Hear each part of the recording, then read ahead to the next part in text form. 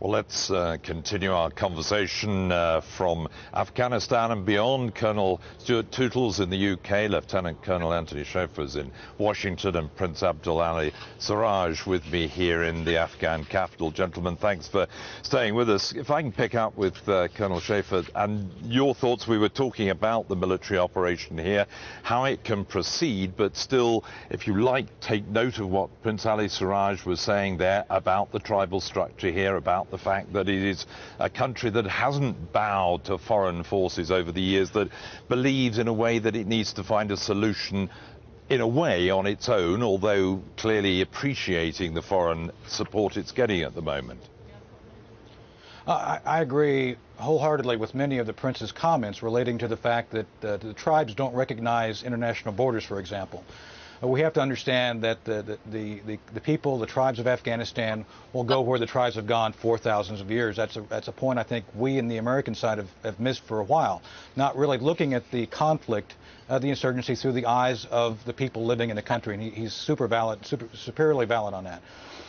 We need to look back on the fact that we won the victory in Afghanistan by the fact we had Afghan militia forces. In 2001, 2002, we did win that victory with a handful of Americans and British by the fact that the tribes really led the way on that. And I think that's one of the key issues we need to look at now, is how we really do listen, really do internalize all of those issues so that we can come up with the right policy, the right military policy, and adapt our warfighting methodology so civilians do not get killed, and you do embrace and you do include all of the tribes who wish to be involved.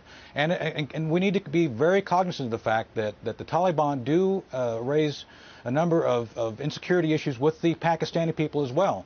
Right now, there's an effort right now with the Pakistan Army to go in and attempt to win back some territory against the Taliban in the Swat Valley. So I think it's valid. We need to look at tribal issues, not only in Afghanistan, but on both sides of the border, and it's very important that we understand that perspective. If not, we will surely have problems. We are doing everything we can to avoid the appearance of being an imperial military.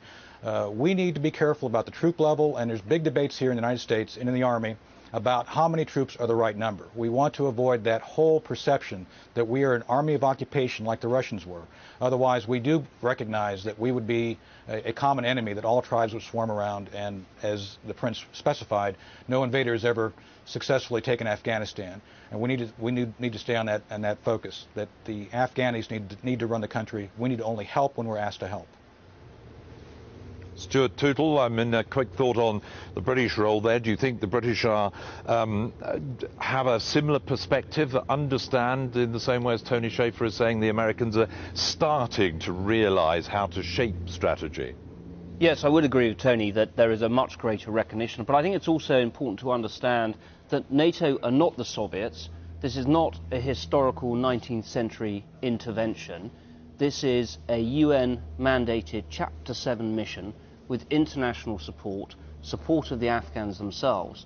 So while, as the Prince mentioned, there have been mistakes, at the same time there is a legitimate basis for this operation. And yes, things need to change and things need to improve, but I think that thinking is coming.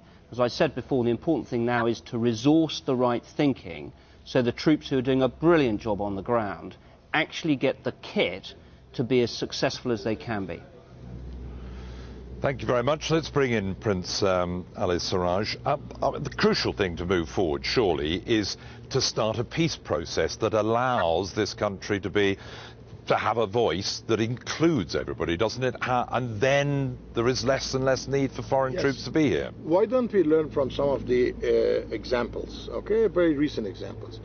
The surge did not succeed in Iraq. It was when the Iraqi people, the Sunnis, started to take the security into their own hands to defend their region against the Al-Qaeda.